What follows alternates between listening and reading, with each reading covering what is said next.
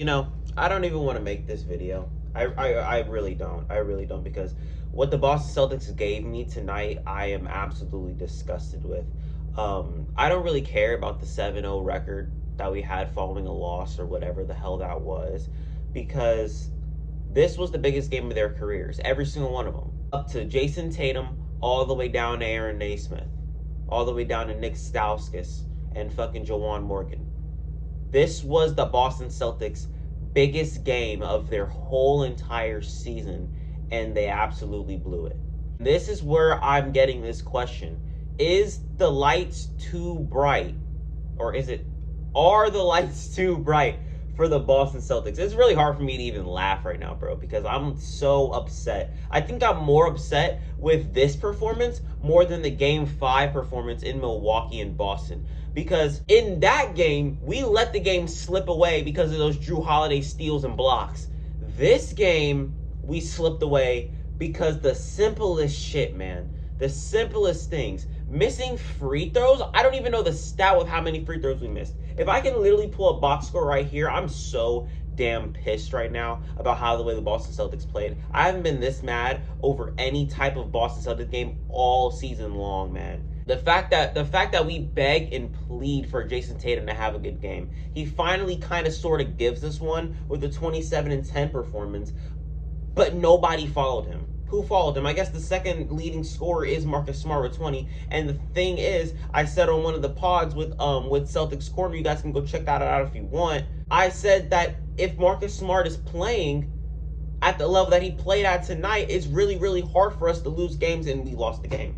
We lost the game. It was just it was a plethora of things that went wrong with the Boston Celtics today. The turnovers, the free throws, and I think the free throws is a big part of why we lost this game, because there were so many, bro. There was this one point where we were down by like 8, and they said something that we missed 7 free throws. Right there, if we would have made 7 of those free throws, we would have cut the lead to 1. The lead would have been at 1, which means momentum shifted, which means it's only a 1-point game, so it's anybody's guess who's going to win the damn game. Who knows? We can easily just go on a run, and then we'll be up.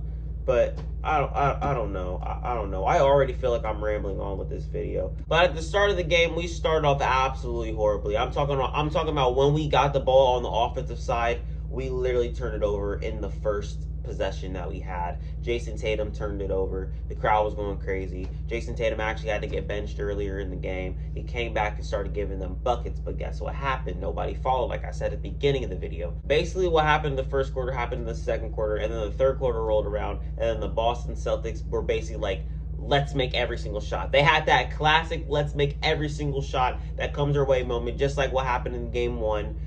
But the Boston Celtics literally let this one slip away, man, because of guess what? Guess what? The classic excuse with the Boston Celtics every single goddamn game, and that's free throws and turnovers. If I can check to see how many that we had in this game, we had 18 turnovers.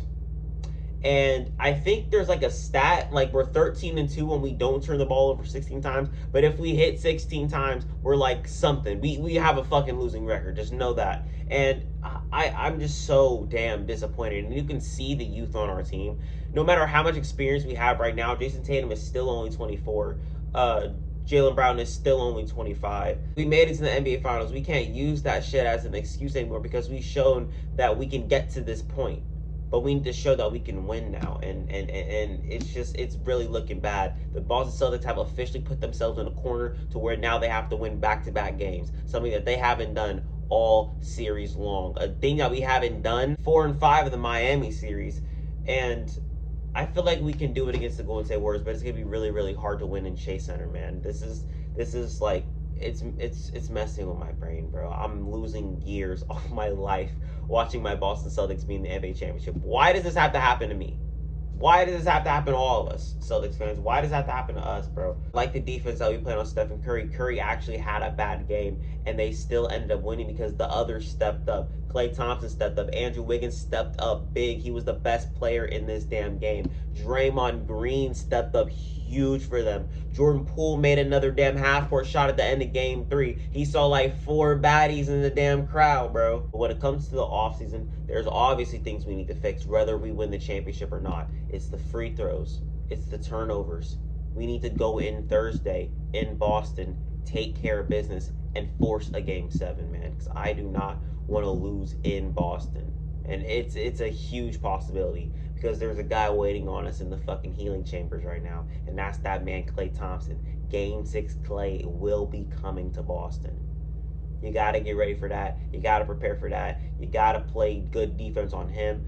Meanwhile, you got to look out for Stephen Curry. You got to look out for a red hot Andrew Wiggins. You got to look out for Draymond Green. We can't be chanting shit at Draymond Green because that's just going to fuel Klay's energy. That's going to fuel Draymond Green's energy, and the whole entire team is just going to dismantle us in Boston, and I do not want that to happen. Jason Tatum, Jaylen Brown, everyone else needs to step up big, man. I can't stress it enough, man. I cannot stress it enough because what I saw in this game makes me sick to my stomach, and it's just the Boston Celtics that I saw at the beginning of the season, man. Our shooters, the guys that were getting us through the damn playoffs, they have gone completely silent. Derek White, Grant Williams, who was very good in rounds 1 and 2, has gone completely silent since then. Ever since that Game 7 performance, Batman has been completely silent, bro. He's been in his bag cave. He's not here. Did you guys see Grant Williams touch the floor today? Because I didn't. I am a basketball fan, so why not say some good things about the damn Warriors right now? You guys are one game away from winning the NBA Finals, for making history. You got to realize that if Stephen Curry wins this championship and wins this damn Finals MVP, he's consensus top 10. That's number one. Number two, you guys can prove that 2015 wasn't a fluke, that it wasn't just because Kyrie Irving and Kevin Love went down in the playoffs. It's because you guys have that system.